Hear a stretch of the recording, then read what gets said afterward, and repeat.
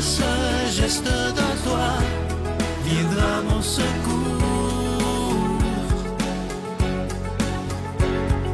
Viens semer dans mon âme le grain de l'amour.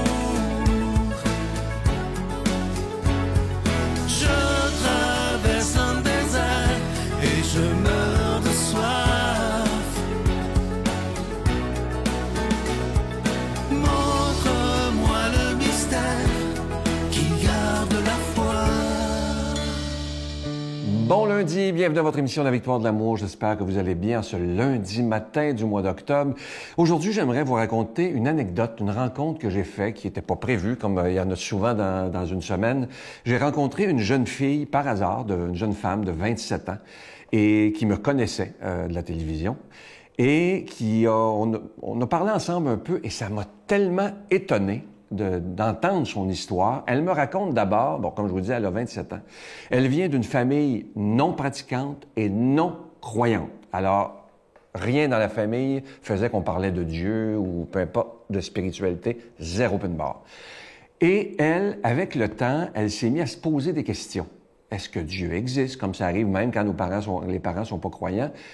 Dans le cœur de l'être humain, on sent qu'il y a quelque chose qui brûle et on sait que on croit que Dieu existe. Alors, cette jeune femme-là s'est mise à se poser des questions. Imaginez, elle me dit, je vais vous raconter après, un jour, je vous ai découvert, par hasard. Moi, je crois pas au hasard, là. Elle pitonnait un dimanche et elle est tombée sur la victoire de l'amour. Et tranquillement, elle a su ensuite qu'on était aussi le matin. Alors, elle s'est mise à écouter le matin. Ça fait une couple d'années. Et imaginez que, au début, elle ne savait pas c'était quoi un évangile. Elle savait pas c'était quoi un homélie. Elle savait pas c'était quoi un évêque. Elle savait pas c'était quoi un cardinal. Et on peut pas la plaindre. Elle n'a pas été éduquée là-dedans. Elle n'a pas été élevée là-dedans. Il y a beaucoup de jeunes maintenant, tu leur dis un homélie puis un évangile, ils vont dire c'est quoi ça? Ils savent pas du tout. Et là où ça m'a touché, et je voulais vous en parler parce que vous êtes aussi responsable de ça, dans le bon sens du terme, là. Elle me dit, j'ai fait mon éducation chrétienne, mon éducation catholique avec vous à la victoire de l'amour. Elle dit, à tous les jours, j'écoutais la parole de Dieu et je m'abreuvais, je découvrais quelque chose que je connaissais pas du tout.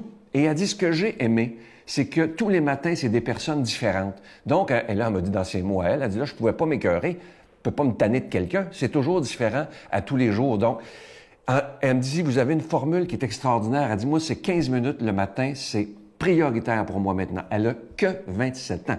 Et lorsqu'elle m'a dit, vous avez fait mon éducation religieuse à la télévision, puis elle dit, le comble, c'est la cerise sur le Sunday, c'est le dimanche, les témoignages qui font qu'on voit ce que ça donne d'être croyant. Si vous saviez comment cette jeune femme-là m'a fait un bien énorme, et c'est pour ça que je voulais vous en parler. Lorsque je vous dis qu'il est important de soutenir la victoire de l'amour, c'est pour des gens et des jeunes comme ça, justement. Vous savez que dans les écoles, on ne peut plus parler de Dieu. On ne peut plus parler de la foi. Ils vont l'apprendre où, les jeunes? Que Jésus existe, que Dieu existe et qu'il peut être là pour les aider. Comme on est plus âgé, on est responsable, vous et moi, parce qu'on a ce privilège de connaître Dieu, on a ce devoir d'annoncer sa parole. C'est Jésus qui nous le dit. Allez de par toutes les nations annoncer la bonne nouvelle. Et moi, je voulais vous raconter cette histoire-là ce matin parce qu'elle m'a tellement touché de savoir qu'une jeune femme dans la vingtaine a fait son éducation religieuse à la victoire de l'amour grâce aux chroniques, grâce aux homélies et grâce aux émissions du dimanche. Et tout ça, c'est grâce à chacun et chacune de vous, par votre prière, mais aussi par votre soutien financier. Notre Père qui es aux cieux, que ton nom soit sanctifié, que ton règne vienne, que ta volonté soit faite sur la terre comme au ciel. Donne-nous aujourd'hui notre pain de ce jour. Pardonne-nous nos offenses, comme nous pardonnons aussi à ceux qui nous ont offensés. Et ne nous laisse pas entrer en tentation, mais délivre-nous du mal, car c'est à toi qu'appartiennent le règne, la puissance et la gloire pour les siècles des siècles. Amen. Je continuerai à croire, même si tout le monde perd espoir. Je continuerai à aimer, même si les autres parlent de haine. Je continuerai à construire, même si les autres détruisent. Je continuerai à parler de paix, même au milieu d'une guerre. Je dessinerai des sourires sur des visages en larmes et je tendrai les bras à ceux qui se sentent épuisés. Oui, je continuerai à croire. Encore une fois, j'ai la joie de vous parler de mon tout nouveau livre qui est le cadeau du mois d'octobre. Il s'intitule « La vie après la mort, ce que Jésus nous promet ». J'y ai mis tout mon cœur, vraiment, c'était une joie pour moi de faire ce livre-là parce que la mort m'a toujours questionné.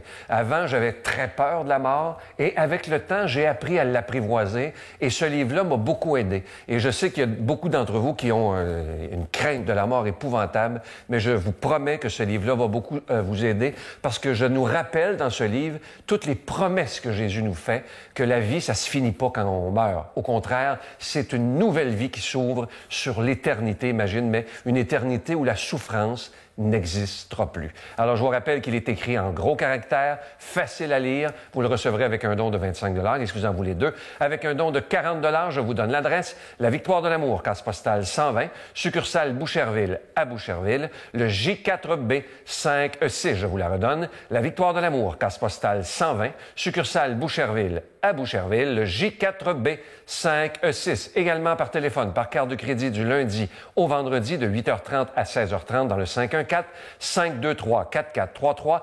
523-4433 ou sans frais le 1-888-811-9291, 1-888-811-9291 et aussi sur notre site Internet. Vous savez que c'est une façon extrêmement rapide, sécuritaire et efficace de faire votre don. C'est le www.lavictoiredelamour.org. Je vous rappelle le titre du livre, « La vie après la mort, ce que Jésus nous promet ». Merci de votre grande générosité parce que si la victoire de l'amour existe, c'est grâce à vous.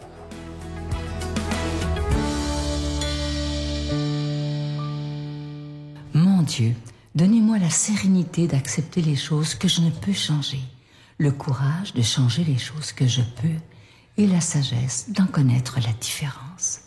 Amen. Aujourd'hui, la parole de Dieu est proclamée par quelqu'un qu'on apprécie beaucoup, le bon père Michel-Marie de Paris. Je dois vous dire, je dois vous confier quelque chose. Vous savez qu'il est venu pour la retraite qui était la semaine dernière. Il a passé 2 semaines à la maison. Et je dois vous dire que j'ai vécu des moments absolument extraordinaires avec lui. C'est un homme de qui j'apprends tellement. Il est d'une profondeur inimaginable. Je vous le dis, c'est un privilège pour moi de l'avoir reçu chez moi les 2 dernières semaines. Il est parti vendredi dernier. On prend le temps de l'écouter.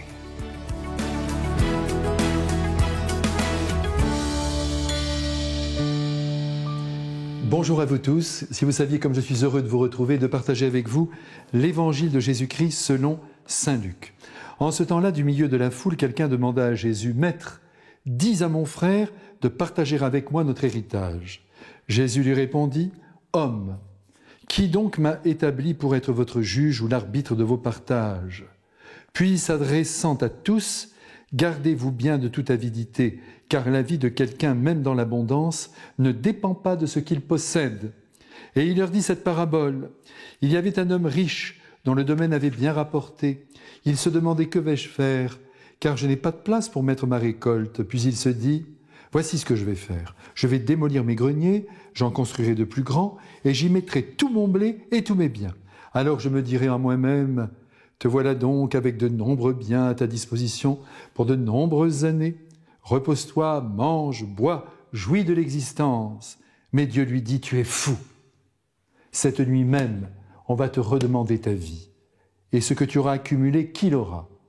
Voilà ce qui arrive à celui qui amasse pour lui-même, au lieu d'être riche en vue de Dieu. » Mes frères bien-aimés, c'est tout de même incroyable de constater à travers l'Évangile, ce passage d'Évangile, que le Christ Jésus ne prend pas la défense de cet homme qui tout de même a été floué par son frère. On s'attendrait ici à une intervention musclée de la part de notre Dieu qui ne supporte pas l'injustice. Eh bien non. Qui m'a établi votre juge ? Voilà la réponse du Christ. Autrement dit, débrouillez-vous tout seul. Sans doute Jésus a-t-il décelé chez celui qui se plaint un amour démesuré pour l'argent. Eh bien, loin de lui accorder tout crédit, il va lui régler son compte, comme à son frère d'ailleurs, qui a volé un bien qui ne lui appartenait pas. Bien sûr, la partie apparemment faible doit être toujours défendue, mais aujourd'hui ce n'est pas le cas. Et c'est déjà l'occasion pour vous comme pour moi de recevoir une première leçon, et la voici. Il n'y a pas d'un côté le camp des bons et de l'autre le camp des méchants. Il n'y a pas d'un côté le camp des justes et de l'autre côté le camp des injustes, le camp des méritants et le camp des imméritants. En matière d'appréciation, la nuance s'impose toujours comme une qualité propre à l'intelligence la plus fine. Donc attention, lorsqu'on nous présente une situation donnée qui semble injuste, ne nous précipitons pas pour crier avec le petit agneau qui gémit et qui se plaint. Regardons de près la situation et les intentions, oui, surtout les intentions des personnes. Je suis très heureux de pouvoir vous dire cela aujourd'hui, car nous allons souvent trop vite en besogne, nous fonçons dans le tas, et avec la meilleure intention du monde, nous pouvons faire très mal à des innocents. Aujourd'hui, l'ennemi du Christ, ce n'est pas celui qui vient de voler son frère, c'est l'argent. Et il va donc renvoyer dos à dos les deux frères en leur racontant une histoire apparemment rocambolesque, mais qui rejoint bien la réalité. Les affaires financières du personnage de sa parabole sont tellement fructueuses que cet homme décide de modifier sa maison, de l'agrandir, pour accueillir ses récoltes, pour engranger tout le blé possible, avec la volonté, bien sûr, de faire de nouveaux gros profits. « Tu es fou, tu es un imbécile, lui dit Jésus. Tu n'as rien compris. Ta vie ne dépend pas de tes richesses.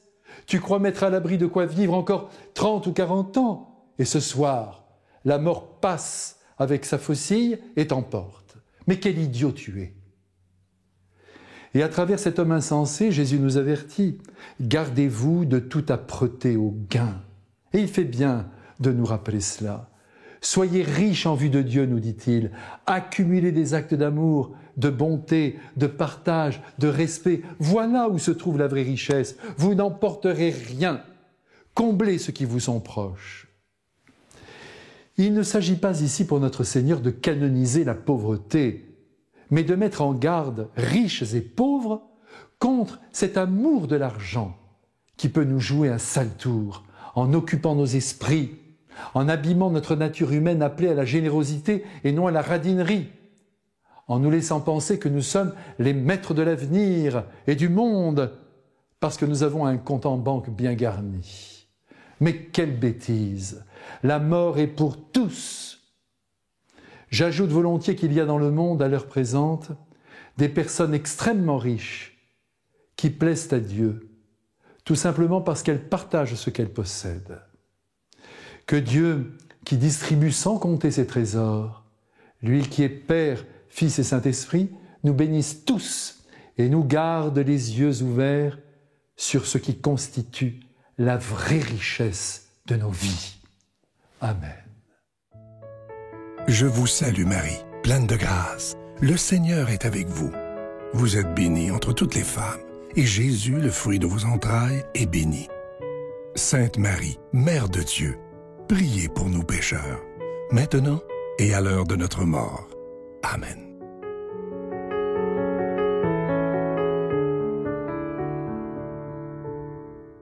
En terminant, je veux vous dire à quel point vous pouvez être fiers de vous, tous ceux qui soutiennent la victoire de l'amour depuis tant d'années, de savoir que grâce à vous, il y a des gens, des plus jeunes, moi je trouve ça assez jeune, là, dans la vingtaine, qui connaissent Jésus grâce à la victoire de l'amour. Ça, moi, là, je vous le dis, je vous le répète, ça me fait un bien énorme parce que là, je sais qu'on travaille pour vraiment l'évangélisation. Ceux qui ne connaissent pas Jésus, bye. Il n'y a pas un dépendant, que ce soit drogue, alcool, peu importe, qui se lève le matin et qui ne prie pas pour arrêter. C'est une obsession. Il n'y a pas personne qui veut être là-dedans. Prendre un enfant par la main et lui chanter des refrains pour qu'il s'endorme à la tombée du jour. Prendre un enfant par l'amour. Prendre un enfant comme il vient